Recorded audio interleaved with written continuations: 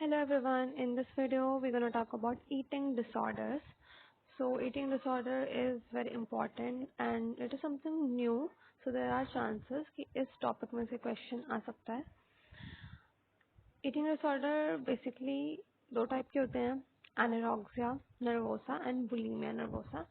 Anorexia nervosa में जो patient है he or she is eating less and bulimia nervosa में he or she is eating more. So one by one we will see both the disorders. Number one, anorexia nervosa, जिसमें कि इसे हम बोलते हैं fear of gaining weight.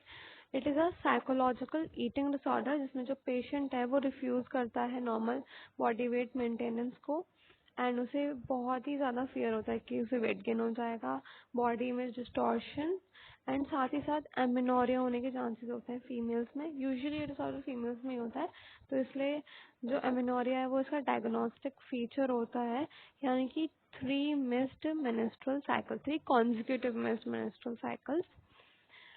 So diagnosis में basically we see the features like body weight maintenance के लिए deny कर रहा है पेशेंट एंड हाईली अंडरवेट होता है और वेट गेन का उसे बहुत ज़्यादा ही फियर होता है एंड वो नॉर्मल बॉडी वेट मेंटेन करने से मना कर देता है. वेस्टिंग हो सकती है, सॉरी वेस्टिंग नहीं, सिवियरली अंडरवेट बोले because wasting is a term used in kids under 5. So जैसे कि मैंने बताया, once again I will tell you कि एमिनोरिया इसका डायग्नोस्टिक फीचर होता है, that is absence of menstrual cycle for at least 3 consecutive months और साइकिल. दो टाइप का होता है, restrictive and binge purging. Restrictive type जिसमें कि बिंज और पर्जिंग बिहेवियर इन्वॉल्व नहीं होता. Second, binge purging type. Binge purging type is basically कि एक टाइम पे बहुत ज़्यादा खाना खा रहे हैं एंड देन उसको पर्ज कर रहे हैं, यानी कि वो सारा खाना वॉमिट आउट कर देना. फोर्स्ड वॉमिट होता है इस कंडीशन में.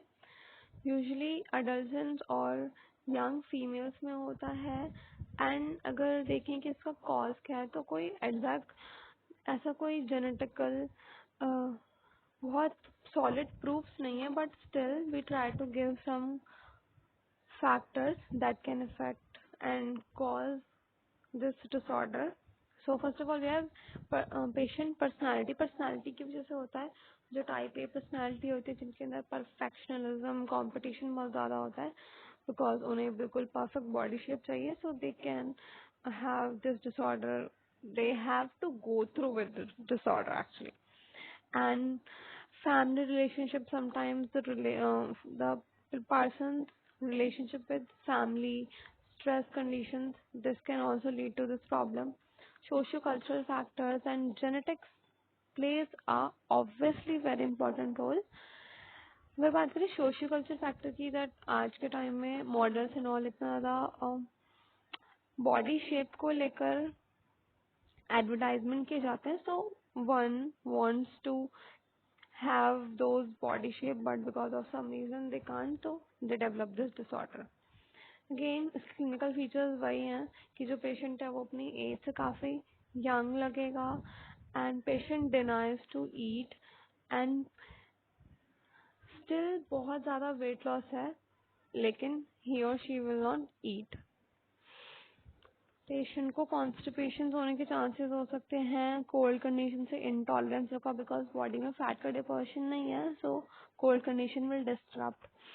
बोन प्रोट्यूड कर जाती हैं स्किन के through due to fat deficiency. Skin dry और स्केली हो जाती है because of the loss. Deficiency हो जाती है बहुत सारी, multi nutritional deficiency have to faced by the patient. Yellow palm and we can say keratomalacia, यानी कि ब्लड में हाई पिगमेंटेशन होता है and it is because of the less amount of blood and micronutrient deficiency. इसके अलावा hirsutism यानी कि increase body hair हो जाता है. Oedema can be there.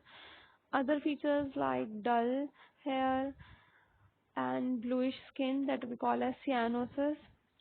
Bradycardia हो सकता है यानी कि low pulse rate, hypotensia, 70 mm/Hg,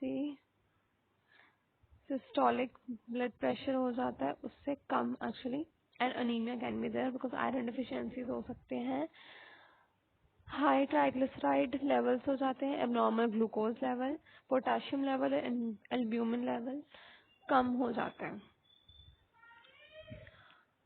के साथ साथ कार्डियक प्रॉब्लम्स हो सकती हैं, हार्मोनल इम्बैलेंस होता है, ऑस्टियोपोरोसिस हो सकता है, fertility problem, liver problems and जो नॉर्मल बॉडी वेट है उससे 35% रिड्यूस हो गया तो death can also occur.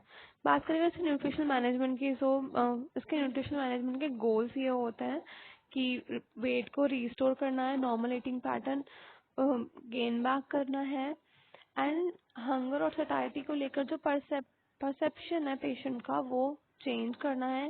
We have to bring him or her back to the normal diet behavior and जो malnutrition हुआ है, सिवियर malnutrition, उसे ट्रीट करना है। दो प्रोसेस होते हैं इस कंडीशन में।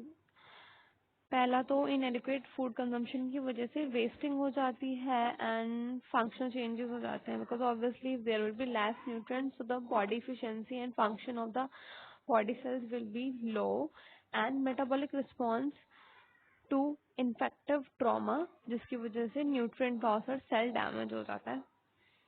न्यूट्रिशन मैनेजमेंट के 3 फेजेस होते हैं। Number 1 resuscitation is like sustainability or to gain back what is lost, then repair करना होता है न्यूट्रिएंट्स की डिफिशियंसी को, then repletion normal body weight achieve करना। बात करें कैलोरी इनटेक की तो the person is anorexic and he and she won't be eating much, तो still we will try to give 1000 to 1600 kilo calorie diet and monitor करना होता है जो भी फीडिंग है, फीडिंग पैटर्न है in patient, frequent meals and we also give HPN total parenteral nutrition अगर बहुत ही rare cases and the affected person or patient is not able to eat much। Then weight gain की बात करें तो हमें progressive weight gain चाहिए, ऐसा नहीं कि ओवर फीड करा दे बिकॉज ऑब्वियसली पर्जिंग बिहेवियर हो सकता है, वॉमिट आउट कर देगा पेशेंट नोजिया और एंजाइटी की वजह से। वेट मेंटेनेंस डे के अकॉर्डिंग जो चिल्ड्रंस में we have to increase 20 to 30 kilo cals multiplied by ideal body weight and adult में 40 to 60 kilo cals multiplied by their ideal body weight. Protein according to RDA and the sex of the patient usually 10 to 20% and हमें high biological protein लेना है, over protein नहीं लेना but high biological and very selective protein, यानी कि serial pulse combination दे सकते हैं, सोया and nuts दे सकते हैं, you can give egg, milk, insoluble fibre देने हैं ताकि जो डाइजेशन है वो फैसिलिटेट हो सके, वॉमिटिंग एंड जो पर्जिंग बिहेवियर था वो ना हो।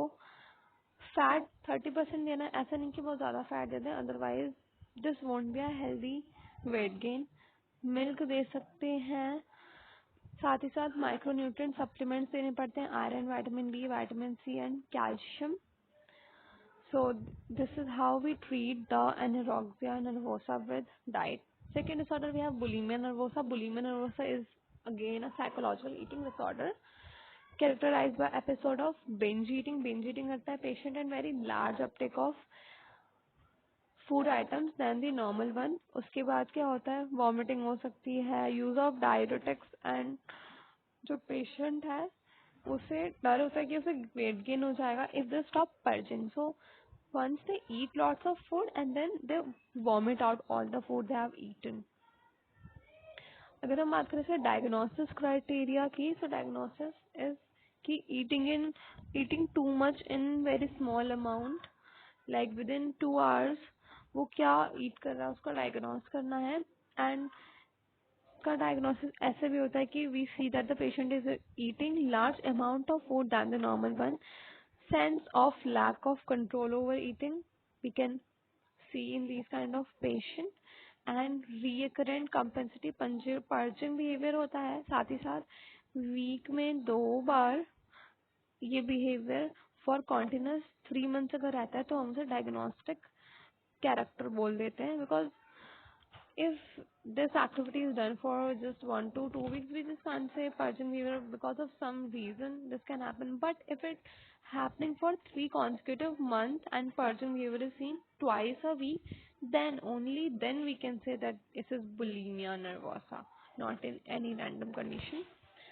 एंड जो पर्सन है वो सेल्फ इवैल्यूएशन करता है बॉडी शेप और अपने हाइट के बेसिस पे, एंड देन जब वो देखता है कि उसका बॉडी वेट बहुत ज़्यादा हो रहा है या जो भी है, तो वो अपने आप के अंदर जो कॉन्फिडेंस है उसे लो कर लेता है। एंड अगेन उसकी वजह से स्ट्रेस होता है, एंड स्ट्रेस की वजह से अगेन ही और शी बिंज ईट करने के बाद अगेन पर्जन के एपिसोड आते हैं। अगर हम बात करें again two types, purging and non purging, there are some conditions की नॉन पर्जिंग भी हो सकता है। नॉन पर्जिंग में क्या होता है कि पहले तो उन्होंने एक एपिसोड में बहुत ज्यादा खा लिया एंड देन एक्सट्रीम फास्टिंग कर रहे हैं या फिर ओवर एक्सरसाइज कर रहे हैं खाने के बाद टू डाइजेस्ट दैट फूड और टू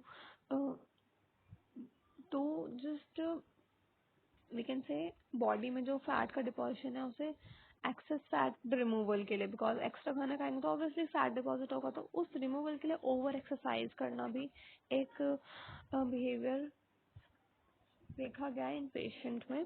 देन अगर बात करें etiology की तो जेनेटिक्स, साइकोलॉजिकल फैक्टर्स, अगेन वही type A personality, perfectionism and impaired self concept. Then puberty, usually puberty में बॉडी शेप को लेकर, अपीयरेंस को लेकर कॉन्शियसनेस हो जाती है। देन मैरिज फेलियर या फिर कोई ऐसा particular task that one is aspiring for a very long time but it results in failure. Pregnancy में there are chances of this behavior due to high mood swings, and it is also associated with hormonal imbalance and abnormal neurotransmitters की वजह से भी हो सकता है ये। Young females में होता है usually again 20 to 30 years।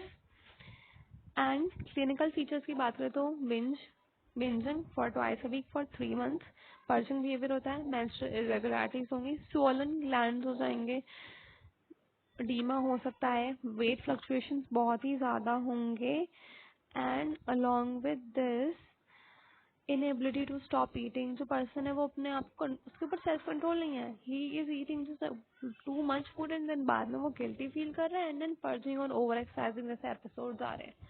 Depression हो जाता है and persistent concern about body shape and weight, overeating in response to stress, and overeating के बाद there can be chances of purging behavior and over exercising। Medical complications की बात करें तो nausea, bloated stomach, लो potassium level anorexia में भी होता है, एंड इम्पेयर्ड रेनल फंक्शन हो जाते हैं। इसमें डेंटल इरोजन, क्योंकि जो पेशेंट है बहुत ही ज्यादा ओवर ईट कर रहा है, so there can be chance of dental erosion. Swollen salivary glands, GI irritations हो सकते हैं, इलेक्ट्रोलाइट इम्बैलेंस हो सकता है, कार्डियक हो सकता है, cardiac irregularities, actually irregular heart beat, इस कंडीशन को बोलते हैं एराइथमियोसिस। अगर हम बात करें एमएनटी की तो उसके जो गोल्स होते हैं वो है कि हमें जो डाइटरी साइकिल और वो वेट का जो साइकिल है डाइट और वेट का उसे स्टेबल करना है।